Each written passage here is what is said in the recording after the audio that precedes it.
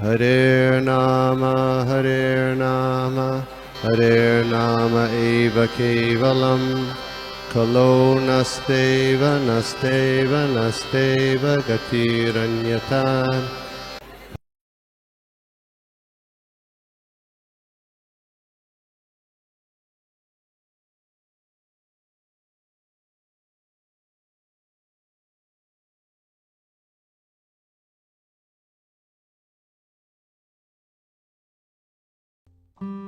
हरे कृष्णा प्रभु जी, हरे कृष्णा, दंडवत प्रणाम सभी को। तो सभी का स्वागत है आज के साधु संघ में पहले तो।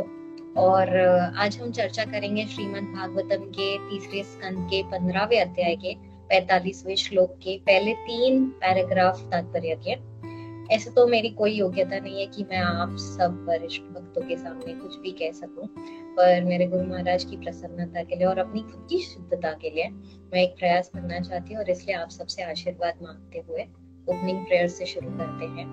ओम नमो भगवते वासुदेवाय, ओम नमो भगवते वासुदेवाय, ओम नमो भगवते वासुदेवाय। नारायणं नमस्कृत्य नरं चैव नरोत्तमं देवीं सरस्वतीं व्यासं ततो जयमुदीरयेत्। नष्टप्रायेष्वभद्रेषु नित्यं भागवत सेवया भगवती उत्तम श्लोके मुक्तिर्भवति नैष्टिकी। नमः ओम विष्णुपदाय कृष्णाय भूतले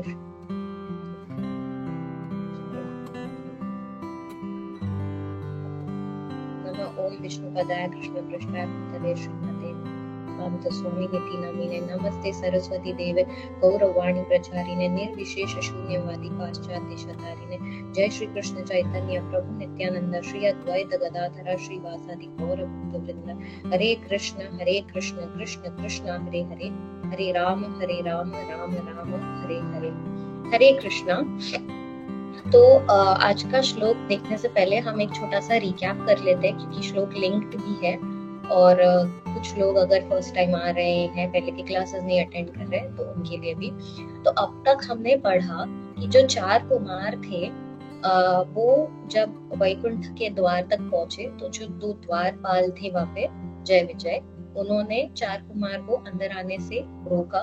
तो इसलिए 4 कुमार जो है वो क्रोधित हो गए और वो जो द्वारपाल है उन्हें श्राप दे रहे थे। और ऐसे ही वक्त पर भगवान स्वयं वहां पे आते हैं और भगवान के चरणों पे जो तुलसी है उसकी सुगंध से सुगंध सूंघ कर जो चतुर्कुमार है उनके मन और देह में ट्रांसफॉर्मेशन आ जाता है। और फिर उन्होंने भगवान के सुंदर रूप का दर्शन भी किया।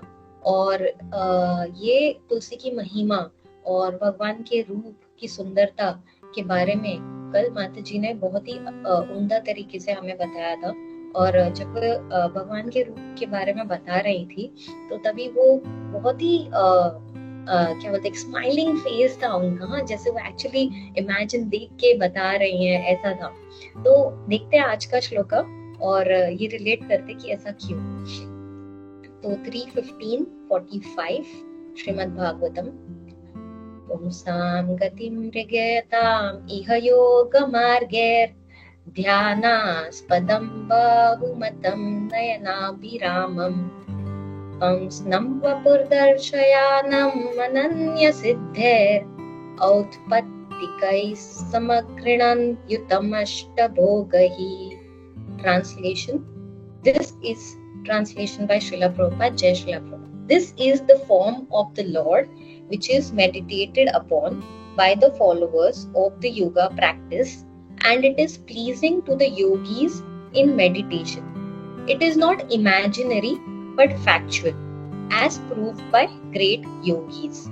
The Lord is full in 8 kinds of achievement, but for others, these achievements are not possible in full perfection. Because ये श्लोका का पर्पट बहुत लंबा है, तो आज हम इसके सिर्फ फर्स्ट 3 पैराग्राफ्स ही कवर करेंगे। तो यहाँ इस श्लोका में बताया गया है कि भगवान का जो ये रूप है, तो कौन से रूप की बात हो रही है, जो कल माता जी ने हमें बताया था। तो भगवान का जो ये रूप है वो क्या है, वो जो योगी है, जो योग विद्धि के अनुयायी है, हाँ, इस रूप पर वो ध्यान करते हैं और उन्हें यह रूप बड़ा मनोहर लगता है। So we see that is why माता जी इतना स्माइलिंगली बता रहे थे, क्योंकि ये रूप बहुत मनोहर है इसलिए। और ये रूप कोई काल्पनिक नहीं है, कोई मनगढ़ंत नहीं है, ये एक्चुअली ट्रूथ है, वास्तविक है, फैक्चुअल है। और ये सब महान योगियों ने इसे सिद्ध किया है। और दूसरा पार्ट क्या बताया गया श्लोक में कि भगवान के पास 8 प्रकार की सिद्धियां हैं जो पूर्ण है, और किसी के पास ये पूर्ण रूप में संभव नहीं है। आप कितना भी योग अभ्यास कर लेंगे, इसमें से कुछ सिद्धि प्राप्त कर सकते हैं, यस करेक्ट, बट पूरी तरह से इसे प्राप्त नहीं कर सकते। वो केवल किसके पास है? भगवान कृष्ण के पास है। तो हम समझने की कोशिश करते कि ये जो बता रहे कि ये जो योग विधि के अनुयायी है, ये जो योगी है, जिनको ये भगवान का रूप बहुत मनोहर लगता है, तो ये योगी कौन है, किसके बारे में ये बात हो रही है? तो उसका आंसर बताया गया है भगवत गीता के 6 अध्याय के 8वें श्लोक में। उसमें बताया गया है, ज्ञान विज्ञान तृप्तात्मा कूटस्थो विजितेन्द्रियः युक्त इति उच्यते योगी समलोष्ट्राश्म कांचनः। वह व्यक्ति आत्म साक्षात्कार को प्राप्त तथा योगी कहलाता है जो अपने अर्जित ज्ञान तथा अनुभूति से पूर्णतः संतुष्ट रहता है। ऐसा व्यक्ति अध्यात्म को प्राप्त तथा जितेंद्र कहलाता है। वह सभी वस्तुओं को, चाहे वे कंकड़ हो, पत्थर हो या सोना, एक समान दिखता है। तो यहाँ पे जो योगी है, जो योग विधि का अभ्यास कर रहे हैं, ऐसे लोगों के कुछ कैरेक्टरिस्टिक्स, कुछ गुण बताए गए। तो कौन से 4 गुण बताए गए यहाँ पे? पहला तो क्या बताया गया कि वो पूर्णतः संतुष्ट रहता है, इज फुल्ली सैटिस्फाइड। फिर दूसरा बताया गया कि वो अध्यात्म को प्राप्त कर लेता है, यानी कि उसे जो 3 गुण है, मोड्स ऑफ मटेरियल नेचर है, उसका प्रभाव नहीं होता है। और मोस्ट इम्पोर्टेंट पॉइंट, जितेंद्रिय, जिसने अपनी इंद्रियों को काबू में कर लिया, वश में कर लिया है, तो वो सेल्फ कंट्रोल्ड है। और वो सामदर्शना है, यानी कि कोई मूल्यवान चीज हो या अमूल्यवान चीज हो, जैसे पत्थर, कंकड़ हो, सोना हो, कोई प्रेशियस मेटल्स हो, वो सबको एक समान मानता है। इक्वानिमस विजन जिसे इंग्लिश में कहते हैं। तो आज के जो श्लोक है उसके जो तात्पर्य है, उसमें से एक लाइन है जो प्रभुपाद यहाँ पे बता रहे हैं कि the yoga system as described in Srimad Bhagavatam and Bhagavad Gita or as recommended in the Patanjali yoga process is different from the nowadays practice hatha yoga as it is generally understood in the western countries। तो यहाँ प्रभुपाद ये बता रहे हैं कि actually जो योगा विधि जो श्रीमद् भागवतम में या भगवत गीता में या इवन पतंजलि के सूत्रों में जो बताई गई है, वो जो योगा विधि है और आजकल जो हठ योगा का प्रैक्टिस हो रहा है स्पेशली पाश्चात्य देशों में, उसमें बहुत ही ज्यादा अंतर है, वो काफी अलग है, एब्सोल्युटली 180 डिग्री डिफरेंट है। और ये कैसे अंतर है, क्या अंतर है, ये हम देखते हैं कि आजकल जो योगी है या जो योगा इंस्टीट्यूट्स हैं, उस सब का परम ध्येय लक्ष्य क्या है? फर्स्ट थिंग, मोस्ट इम्पोर्टेंट, क्यों ये कर रहे हैं कि फर्स्ट चीज है पैसा कमाने के लिए, उनको पैसे का लाभ करना चाहिए, ओनली व्हाट इज प्रॉफिट। ये कोई रियल योगा नहीं है। या दूसरी चीज, अगर योगा इंस्टीट्यूट नहीं है, मान लीजिए कोई इंडिविजुअल योगी है जो बहुत प्रैक्टिस कर रहा है, वो दूसरों को नहीं सिखा रहा बट खुद के लिए प्रैक्टिस कर रहा है, बट वो क्यों कर रहा है ये योग अभ्यास? क्योंकि उसको कोई प्रकार की सिद्धि प्राप्त करनी है, उसको बहुत पावरफुल बनना है। तो हमने देखा 8 सिद्धि है जो योगा अभ्यास से प्राप्त कर सकते हैं, जो भगवान योग अभ्यास करने से इसमें से कुछ मिल सकती है बट संपूर्ण तरीके से नहीं मिल सकती है।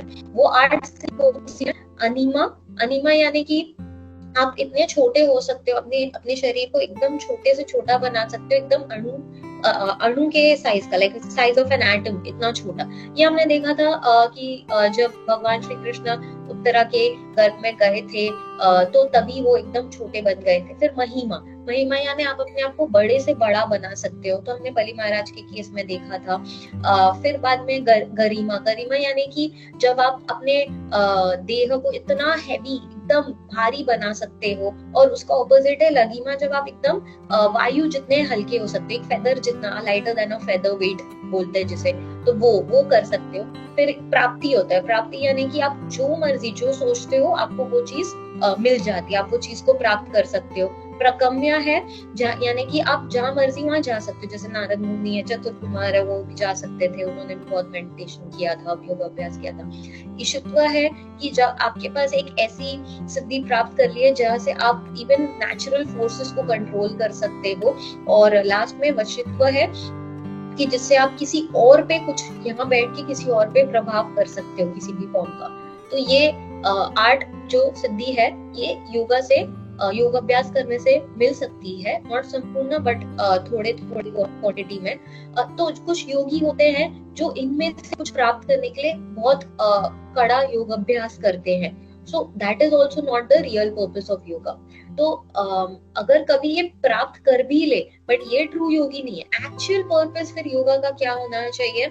जो रियल योगी है वो क्या सोचता है? वो सोचता है कि मैं ये योग अभ्यास इसलिए करना चाहता हूँ क्योंकि मैं अपने आप को शुद्ध करना चाहता हूँ, मैं अपनी चेतना को, अपने मन, अपने इंद्रिय, अपनी आत्मा को शुद्ध करना चाहता हूँ, इसलिए वो किसी भी प्रकार का योग अभ्यास करता है।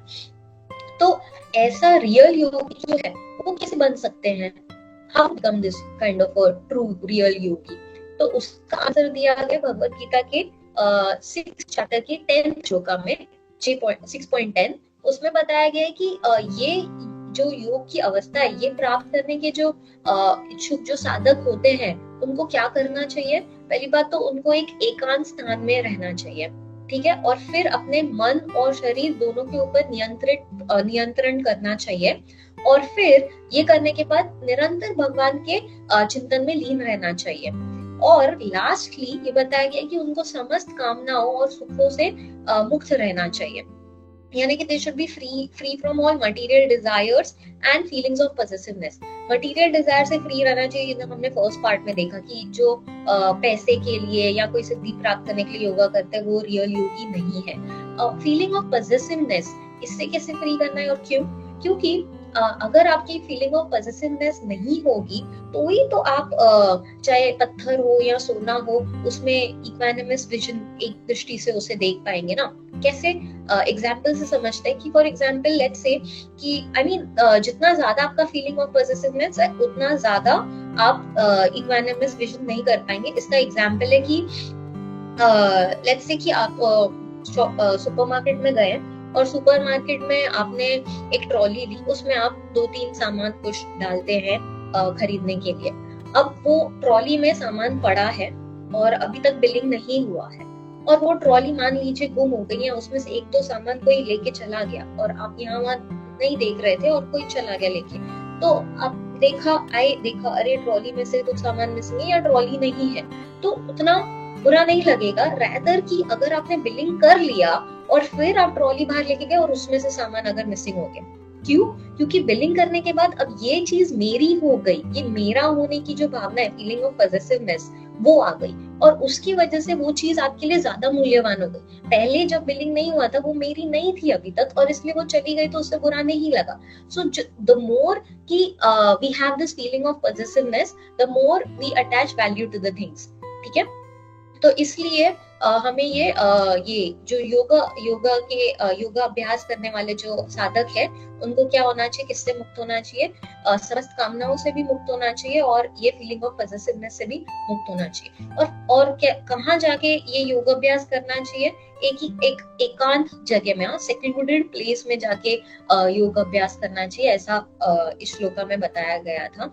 और यहाँ पोपेट में भी श्रीला प्रभुपाद बताते हैं कि जो एक योगी है वो मोस्टली हमेशा क्या है, अकेला रहता है, वो समाज से दूर रहता है। तो बताया गया कि अगर आप बहुत सारे लोगों के साथ में योग अभ्यास करने की कोशिश कर रहे हो, ध्यान लगाने की कोशिश कर रहे हो, तो ये ट्रू योगा नहीं है। एज पर भगवत गीता ये नहीं है। हम देखते हैं इंटरनेशनल योगा डे होता है, उसमें हजारों लोग एक साथ किसी स्टेडियम में या किसी बड़े से हॉल में योगा कर रहे हैं। ये आजकल ऐसा हो रहा है, इसलिए वो अंतर बता रहे हैं यहाँ पे। पर भगवत गीता के अनुसार ये ट्रू योगा नहीं है। आज भी भारत में ऐसे है जो बहुत सारे योगी है जो काफी सालों तक एकांत में रहते हैं और अपना योग अभ्यास करते हैं और फिर बहुत साल बाद या तो कुंभ मेला में या हर 10 साल में या 12 साल में एक बार एक जगह इलाहाबाद, प्रयागराज, कहीं पे भी एक साथ आते हैं और फिर मिलते हैं, और बाकी पार्ट ऑफ द ईयर्स वो एकांत में रहते हैं, चाहे वो जंगल में अपना योग अभ्यास करते हैं या फिर किसी पहाड़ों में जाके अपना योग अभ्यास करते हैं। तो ऐसा आज भी हम देखते हैं। और वैसे ही हम देखते हैं कि जैसे अमेरिका में जो बिजनेस कन्वेंशंस होते हैं, बहुत सारे बिजनेसमैन एक साथ आते हैं एक दूसरे से मिलने के लिए, तो वैसे ही ये योगी आते हैं वंस इन अ वाइल एक साथ मिलने के लिए और अपने एक्सचेंजेस करने के लिए, but most the part of the time वो लोग एकांत में अपना योग अभ्यास करते हैं। So that is the correct way of doing it. तो समाज से दूर रहना है, और जब ये वो करते हैं तो वो उनको अकेला नहीं लगता है। तो वो अकेला नहीं फील करते इतना समाज से दूर रहने के बावजूद भी, क्योंकि उनको पता है कि उनके साथ कौन है, परमात्मा है, जो हर एक जीव में है परमात्मा, वो उनको पता है, उन्होंने ये साक्षात्कार किया हुआ है, इसलिए उनको ये अकेलापन नहीं लगता है। और नॉर्मली भगवान हमें ये भी बता रहे हैं इस चैप्टर में कि जब योग अभ्यास के लिए बैठते हैं तो वो एक टाइगर स्किन या डियर स्किन पे का बिछा के फिर उसके ऊपर बैठते हैं। अब ये क्यों करना चाहिए? क्योंकि कोई सांप आ जाएगा, कोई प्राणी, कोई रेप्टाइल आ जाएगा, तो उससे ये स्किन रहेगा तो उन लोग नहीं आएंगे और डिस्टर्ब करेंगे आप के योग अभ्यास में। इसलिए ये बताया गया है, ये विधि बताई गई है। और हर जैसे कि नेचर में हर चीज का कुछ ना कुछ प्रयोग है, तो इसलिए ऐसा बनाया गया है। तो हम सोचेंगे कि अगर आज की तारीख में हमें कहीं पे भी दूर एकांत जगह पे जाके योग अभ्यास करना है, या किसी भी चीज के लिए अकेले एकदम एकांत जगह पे जाना है, पढ़ाई करने के लिए, चैंटिंग करने के लिए, हम अभी ऑफिस के बाद नीचे एक अकेले की जगह ढूंढने की कोशिश करते हैं, कितना डिफिकल्ट है, नहीं मिलता, हमेशा कोई ना कोई आता रहता है, और कोई नहीं तो फिर हमारा मोबाइल ही है, वो साथ में रहता है। तो कलयुग में it is actually almost impossible कि हमें अकेला रहने का अवसर मिल पाए। और फिर मान लेते हैं कि एक अकेले ऐसे एकांत कोई जगह मिल गई, ठीक है, और वहां पे हमने योग अभ्यास करना शुरू किया, तो उसमें फिर नेक्स्ट इन्होंने क्या बताया कि क्या करना चाहिए, किस तरीके से, कि पहले तो अपने मन और अपनी इंद्रियों पर नियंत्रण करना चाहिए। सो पहले सेक्लूडेड प्लेस मिला, अब control of mind and senses करना है। तो सेंसेस शांत करने के लिए ब्रह्मचारी होना पड़ेगा, और अपनी भूख प्यास ये सब पे कंट्रोल होना पड़ेगा, तो दैट इज सेंस कंट्रोल। और मन शांत करना है। Oh this is a very difficult one, कि मन भी शांत करना है। अभी मन इतना विचलित है, इतनी सारी चीजें मन में चल रही रहती है, तो फिर हम ऐसे अगर इतनी सारी चीजें चल रही तो उसमें हम ध्यान कैसे कर सकते, किसी भी चीज नहीं कर सकते, राइट। तो इसलिए मन का शांत होना बहुत जरूरी है। इसलिए 6.36 में भगवान बताते कि for one whose mind is unbridled self realization is difficult book, कि अगर आपका मन विचलित है, तो फिर आप आत्म साक्षात्कार नहीं कर सकते हैं। और हम ये एग्जाम्पल से समझ सकते हैं कि जैसे कि एक विचलित घोड़ा रहता है, ठीक है, जो नियंत्रण में नहीं है अभी, तो वो कैसे किसी भी डायरेक्शन में, किसी भी दिशा में जाता है, किसी भी स्पीड पे भागने लग जाता है। और अगर ऐसे घोड़े के ऊपर कोई सवार है तो वो उसको भी हानि पहुंचा सकता है, वो घोड़े सवार को, कि वो भी गिर सकता है, उसको चोट आ सकती है। तो वैसे ही कि हमारा मन भी अगर नियंत्रण में नहीं है तो वो हमारे लिए बहुत सारा हानि पहुंचा सकता है। तो इसलिए मन को भी पहले नियंत्रण में लाना पड़ेगा।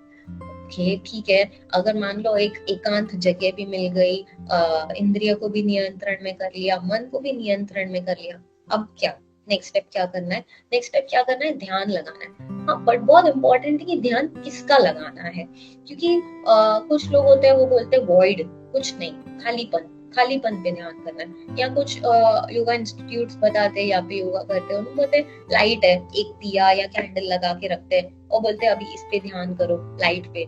तो यहाँ पे इस श्लोका के, भागवतम के इस श्लोका जो आज हम डिस्कस कर रहे हैं, उसके परपेट में प्रभुपाद बता रहे हैं एक line, real yoga practice is to control the senses, and after such control is established, to concentrate the mind on the Narayan form of the Supreme Personality of Godhead Shri Krishna. तो हम ये जो this form, ये जो shloka start हुआ, यह रूप, भगवान का यह रूप, तो इस पे हमें ध्यान लगाना है, ना कि किसी खालीपन पे या किसी लाइट पे, ये सब पे नहीं करना है। बट यूजुअली वेस्टर्न वर्ल्ड में हम देखेंगे, पाश्चात्य देशों में जब योगा सिस्टम सिखाते हैं, योगा विधि बताते हैं, तो उन लोग नॉर्मली लाइट या वॉइड पे मेडिटेट करने के लिए बोलते हैं, और ये हमारे शास्त्रों में, वेदा में नहीं रेकमेंड किया हुआ है। वेदास के अकॉर्डिंग, भगवत गीता के अकॉर्डिंग क्या रेकमेंड किया है, किस पे हमें ध्यान लगाना है, भगवान श्री विष्णु के फॉर्म पे हमें ध्यान लगाना है। तो कभी कभी हमें बताया जाता है कि कोई कोई योगा सोसाइटीज में हम देखते हैं कि पहले उन लोग बोलते हैं कि आलती पालती करके बैठना है, ओके वेरी गुड, फिर बोले एकदम स्ट्रेट बैठना है, फीट स्ट्रेट होना चाहिए, spine erect, okay very good, फिर बोले कि ओके अभी अपना आंख बंद करके अभी खाली बंद पे फोकस कीजिए। अब ये करने बोलेंगे तो उसमें से मैक्सिमम पीपल क्या हो जाते हैं, सो जाते हैं, नींद आ जाती है। ऑफ कोर्स नेचुरल है, अगर आप पूरी तरह से आंख बंद करो, आपको बोले किसी चीज पर भी ध्यान मत करो, तो नींद आना बहुत व्यवहारिक है, कस्टमरी है, ऐसा होगा ही। तो इसलिए भगवत गीता में भगवान बताते हैं कि हाफ आईज क्लोज्ड और हाफ आईज ओपन होनी चाहिए, और अपना जो नोज का टिप है उस पे गेज करना चाहिए, उस पे देखना चाहिए, उस पे फोकस करना चाहिए। ये इसलिए बताया गया क्योंकि अगर आधी आंख खुली रहेगी तो नींद नहीं आएगी, इसलिए। और फिर खालीपन पे नहीं, भगवान श्री विष्णु के फॉर्म पे फोकस करना, क्योंकि अगर किसी चीज पे हम ध्यान लगा रहे तो फिर अगेन नींद आने की प्रोबेबिलिटी कम हो जाती है।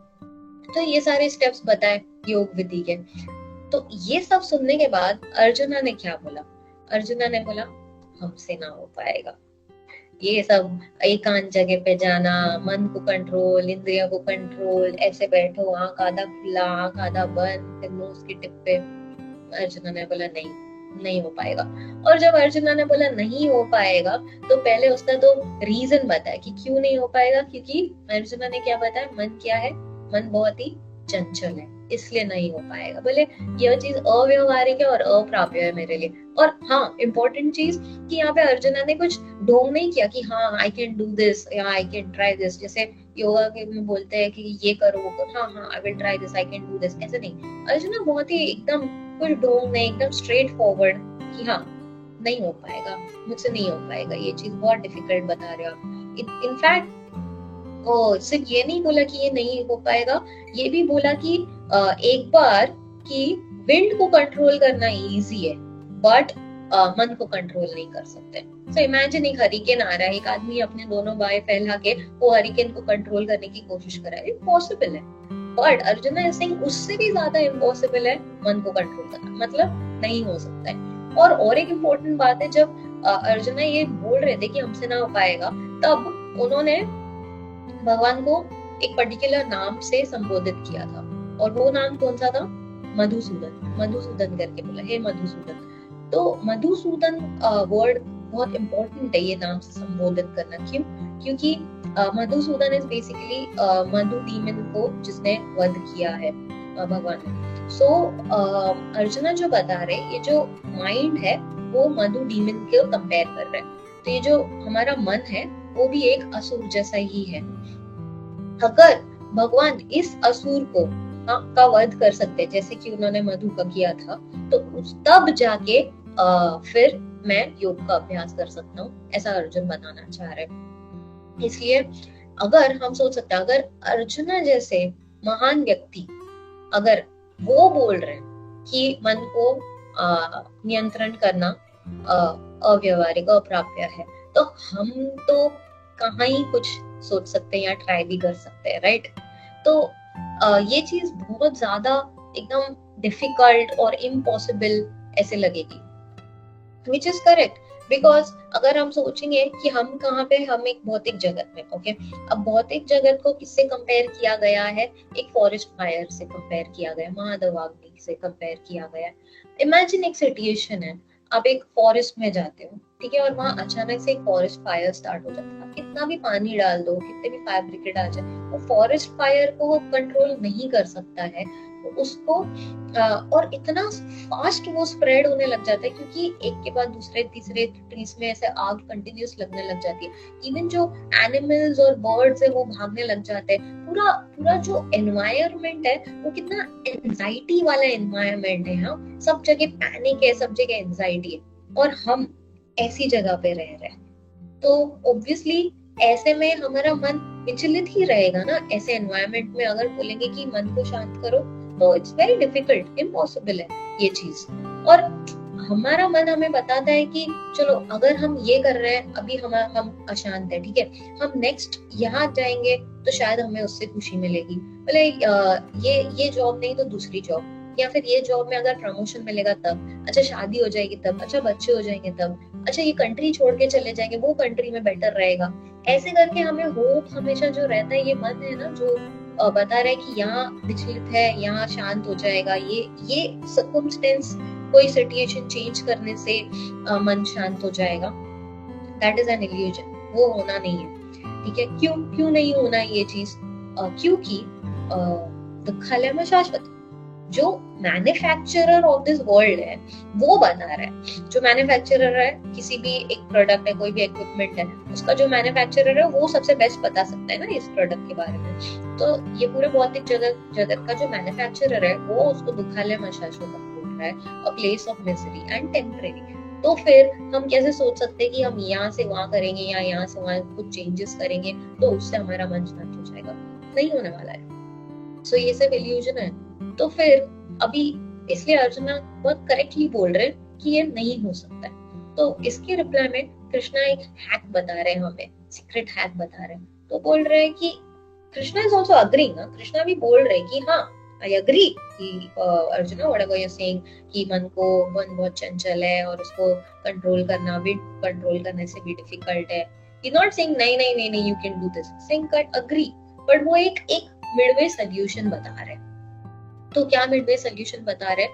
The most important word over here is regulation, नियंत्रण, नियम बता रहे हैं। तो बोल रहे हैं कि नियम का पालन करने से, ठीक है, अगर हम अपने जो भी हमारे जितने भी एक्टिविटीज है, जितने भी कार्य हम दिन में करते हैं, उसको नियमित रूप में करना है, तो फिर हमारा मन शांत हो सकता है। ऐसा नहीं है कि हमें सारे के सारे अपनी एक्टिविटीज जो भी कार्य है उसको छोड़ देना है या बंद कर देना है और फिर पूरा ध्यान मन का एक जगह पे लगाना है, केंद्रित करना है। नहीं, ऐसा नहीं करना है। तो क्योंकि जब तक हमारा ये भौतिक शरीर है तब तक हमारा जो भी शरीर के जो डिमांड्स हैं वो तो होंगे ही होंगे। भूख लगेगी, प्यास लगेगी, वॉशरूम जाना है, अदर डिजायर्स है, तो सारी की सारी जो भी है बेसिक जो 4 डिजायर्स तो है ही हर लिविंग एंटिटी में, ईटिंग, स्लीपिंग, मेटिंग, डिफेंडिंग, तो ये सब तो आएगी डिजायर्स। तो उसको क्या करना है? नियमित करना है, खाली रेगुलेट करना है। हम जो भी करेंगे वो हमें क्या करना है? वो भगवान के लिए करना है। तो जो लोग योगा की पहली सीढ़ी चढ़ रहे रहते हैं ना, उनको लगता है उनके लिए ना मोस्ट इम्पोर्टेंट है कार्य करना। ऐसा नहीं है कि सब छोड़ छाड़ देना है। तो ऐसा नहीं सोचना है कि चलो अभी मैं योगी बनने जा रहा हूँ तो मैं सब छोड़ छाड़ दूं। नहीं, इनफैक्ट हम नोटिस करेंगे कि भगवत गीता में कृष्ण ने अर्जुन को फाइट करने बोला और योगी बनने बोला बिकम अ योगी, और फिर फाइट करने भी बोला। तो किसी को लगेगा ये कैसे हो सकता है, एक तरफ फाइट करने बोल रहे हो और एक तरफ योगी बनने बोल रहे हो, तो ऐसे कैसे हो सकता है? योगी भी हो सकता है और ये योद्धा भी हो सकता है, कैसे पॉसिबल है? हाँ, कोई ये सोच सकता है कि एक वॉर में हो और योगी बन जाओ, कैसे पॉसिबल है? तो यही भगवत गीता का मिस्ट्री है जो हमें बताया जा रहा है कि एक वॉरियर होते हुए भी आप एक योगी हो सकते हो। हाँ, ऐसे सुनने में कॉन्ट्राडिक्टरी लग रहा है बट बहुत ब्यूटीफुल है ये। कैसे हो सकता है? कृष्ण भावनामृत में, कैसे? कृष्णा कॉन्शियसनेस में आप फाइट भी कर रहे हो, कृष्णा के लिए करो। आप काम भी कर रहे हैं, कृष्णा के लिए कर रहे हैं। खा भी रहे हैं, कृष्णा के लिए कर रहे हैं। सो रहे हैं, कृष्णा के लिए कर रहे हैं। जो भी कर रहे हैं, जो भी एक्टिविटी आप कर रहे हो वो बस कृष्णा के लिए करो। ऐसा करते हुए आप एक हाईएस्ट योगी बन सकते हैं, और ये सीक्रेट भगवान बता रहे हैं, और सेम चीज प्रभुपाद इस पोपट में भी बता रहे हैं। तो अगर एक योगी है जिसने बहुत क्या बोलते हैं परफेक्शन अचीव कर लिया, अब हम बोल रहे हैं नॉट वो अष्टसिद्धि जिसकी हमने बात की थी, बट रियल योगी का अचीवमेंट क्या हो सकता है, क्या क्या होगा, क्या ऐसे चेकलिस्ट होगी जो देखेंगे बोलेंगे कि हाँ ये बंदा है, इसको बोल सकते हैं कि इसने योग सिद्धि प्राप्त कर ली है। जो ट्रू एम जो योगा का है, रियल योगा जो एज पर वेदा स्क्रिप्चर्स रेकमेंड किया, वो वाले योगा का एक्चुअल परफेक्शन स्टेज क्या होगा, कौन से ऐसे साइंस होंगे जिससे हम बोल सकते हैं कि हाँ ये योगी है जिसने योगा का, रियल योगा का परफेक्शन प्राप्त कर लिया है। कौन कौन से ऐसे साइंस होते हैं वो दिखते हैं। तो कृष्णा यहाँ पे बता रहे हैं कि when the yogi 6.18 when the yogi by practice of yoga disciplines his mental activities and becomes situated in transcendence, devoid of all material desires, he is said to have attained yoga. जब योगी योग अभ्यास द्वारा अपने मानसिक कार्यकलापों को वश में कर लेता है और अध्यात्म में स्थित हो जाता है, अर्थात समस्त भौतिक इच्छाओं से रहित हो जाता है, तब वह योग में सुस्थिर कहा जाता है। तो यानी कि वो योगी है जो जिसने अपने मन को पूरी तरह से नियंत्रण में कर लिया है, उसको बोलेंगे वो योग में स्थिर है। कि यानी कि वो नहीं कि जो इंसान खुद अपने मन के हिसाब से चल रहा है, बट वो इंसान जिसका मन उसके हिसाब से चल रहा है, दैट इज रियल योगी जिसने योग सिद्धि प्राप्त कर लिया, उसको बोलेंगे। ऑफ कोर्स हमने ये देखा कि ये बहुत डिफिकल्ट है, हमने ये डिस्कस किया कि ये बहुत डिफिकल्ट है, बट अगेन हमने ये देखा कि ये कृष्ण भावनामृत में होने से ये चीज पॉसिबल हो सकती है। कैसे? बोलने में तो थियोरेटिकली, सुनने में तो अच्छा लग रहा है, ओके कृष्णा कॉन्शियस हो जाएंगे तो मन कंट्रोल में हो जाएगा, बट वो आके बोलेगा मैं तो 10 इयर्स से कृष्णा कॉन्शियसनेस प्रैक्टिस कर रहा हूँ, मेरा तो कोई मन कंट्रोल में नहीं है, आज भी मेरा मन करता है कि मुझे ये खाना है तो मैं गाड़ी लेके ड्राइव करके इतने माइल्स वो रेस्टोरेंट तक जाता हूँ, आज मेरा मन करता है कि चलो मुझे वो कंट्री घूमने जाना है तो मैं प्लेन की टिकट बुक करके उससे भी ज्यादा माइल्स ट्रैवल करके वहां घूमने चले जाता हूँ, आज मुझे मन हो रहा है कि मुझे उससे मिलने जाना है तो मैं इतने दूर चला जाता हूँ टाइम निकाल के, ये सो मेनी थिंग्स, मुझे मन कर रहा है मुझे गाड़ी लेनी है, उसके लिए मैं एक्स्ट्रा काम करने लग जाता हूँ। तो कैसे कैसे कर सकता है ये चीज, प्रैक्टिकली बताओ। ओके, तो हमने देखा कि हम जब मेडिटेशन में बैठते हैं, ठीक है, तो हम हार्डली फ्यू मिनट्स बैठ सकते हैं, नींद आ जाती है, ये हमने देखा था। बट यही हम जब कीर्तन में बैठते हैं तो हम आवर्स बैठ सकते हैं। लाइक फॉर एग्जांपल अभी ये फ्यू वीक्स बैक दुबई में कीर्तन रसा था, तो हम लोग continuous 3 days 13 hours minimum, at least 13 hours plus बैठ रहे थे, कुछ फर्क नहीं पड़ रहा था। और 3 days 13 आवर्स बैठने के बाद भी ऐसा लग रहा था कि और एक दिन होता तो और मजा आता, अरे ये खत्म क्यों हो गया, ऐसा।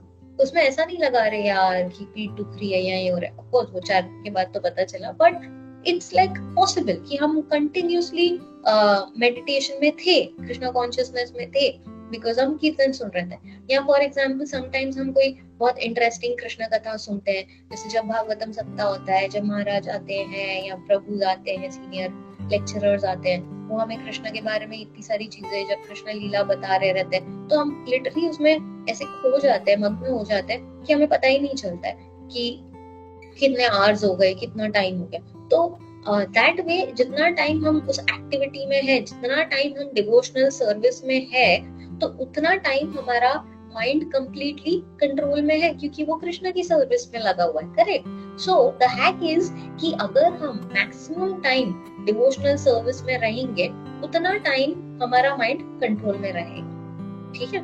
तो फिर हाउ इज इट कि अगर हम 24/7 डिवोशनल 24/7 डिवोशनल सर्विस में रहे, हम कृष्ण की चेतना में रहे, तो फिर तो 24/7 माइंड कंट्रोल में आ जाएगा, राइट।